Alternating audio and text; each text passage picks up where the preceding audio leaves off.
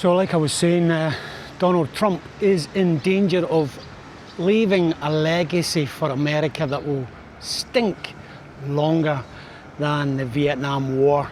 It's going to run so deep that we will see movies about this in 20 years or so, tall tales of how sad the invading American soldiers are because of their trauma, and how they have since come to realise the suffering that they have was an all in vain thing, and how they were sold out by the rich elite, and they will be 100% correct. The Vietnam War was the first televised war.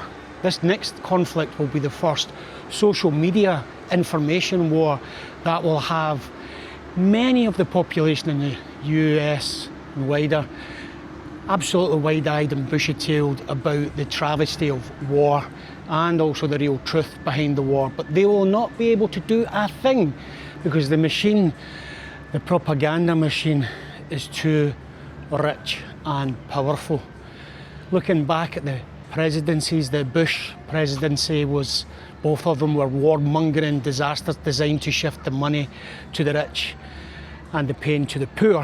Obama was a wolf in sheep's clothing, a guy who had a wicked smile and had a wicked foreign policy. Excuse me. Biden was a glove puppet that had an evilness in his foreign policy, and I still believe to this day that his open door border policy was by design and will be a fallback for bad actors, for a religious conflict in the future, and we'll talk about that in another video. But when I see the youth of the newly found faith paying their entrance fee to dance in stadiums, I kind of just see canning fodder. Trump, if he pushes ahead with this policy against Venezuela, policy of invasion, thanks to Marco Rubio and his dark connections. You should actually read into Rubio and his family's history, his story. You will be surprised, then maybe not. Him, Lindsey Graham and Ted Cruz are a virus in American politics, and their states need some vaccine to rid them of that evil. They do very little for their states, but everything for others. I truly believe that if countries work together, the world would be a better place and we could go on and solve huge problems with smart innovations.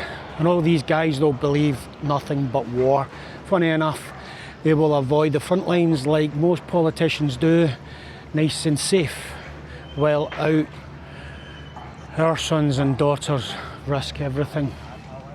So if Trump pushes the button on this invasion, his legacy will be baked in.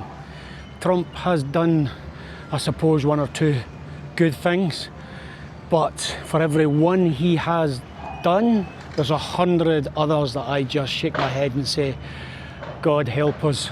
Well, actually, I should say, Santa Claus, please help us. I'm still looking for my religion, my faith. So Santa, for the moment, will do.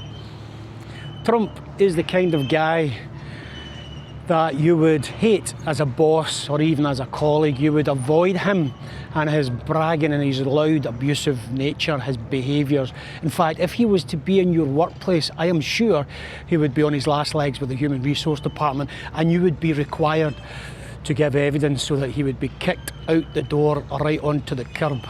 However, that said, my guess is that the HR department in that scenario would find a way to avoid the conflict and keep him in place, you know, while everyone else in the office would need to support his wee small quirks because, yeah, it's just him being himself.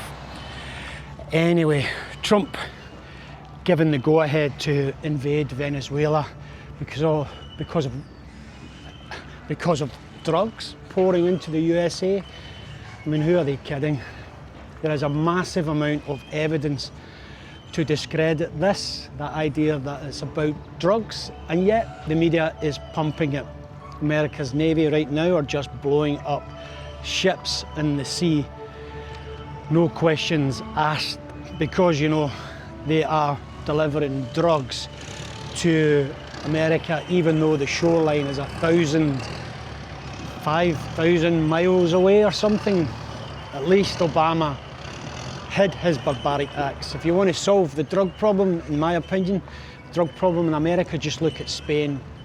they've had some good success there. Or even cast a glance to China and how they defeated the opium war epidemic brought on by the colonists. Incidentally, here's something for you. Jardine Matheson and Co., who are now a massive multinational blue chip company, actually started off as the key player in the opium trade that infected China until the Sassoon family, who fled from Baghdad, outplayed them, and in the end the Sassoon family evolved into something else and took root in that other very small Middle Eastern country that we're not allowed to mention. But look this up, you'll see it, I'm right on this.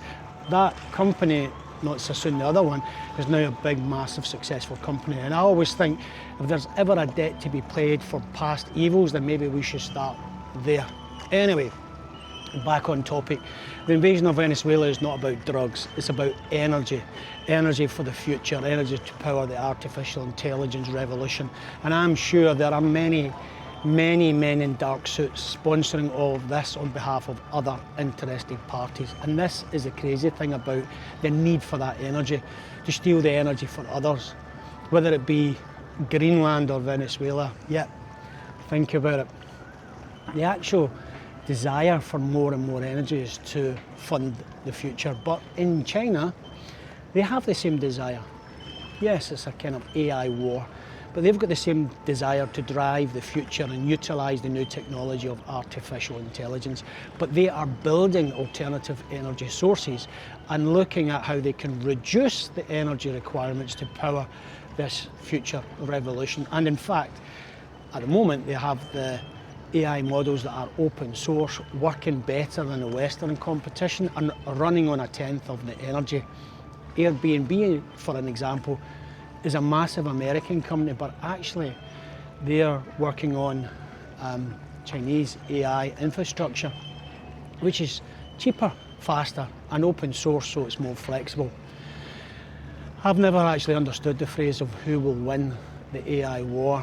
There will not be any winning. It will go on because there is no end in sight, unless of course it's a destructive end. And I pray to Santa Claus, that never happens. Think about actually who won the arms race. No one.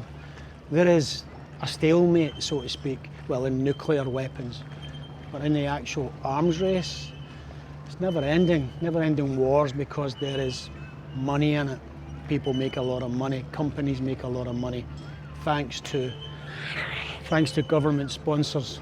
And I believe that money, the lure of personal wealth to benefit family wealth, will be too much for some people, and they will rush into pushing that button to invade Venezuela. And like I said, the stink, if that goes ahead, the stink will last so long that America will wrestle with it for decades. It is sad, because innocent people and military personnel will bear the brunt of it. They should never have to fight and bear the brunt of mindless wars, especially if there are other options. I thank every person that serves in the military for their service. I do thank them for that. I truly do. But actually, I don't want your sacrifice. I want your good health, well-being, and I want you to always get back safely to your loved ones and in a sound state of mind. And I do hope that happens, and we all see sense and there's no war. Please, Santa Claus, please help us. Actually, screw it. God, any God, please help us. Please help us avoid war. Please give us all peace.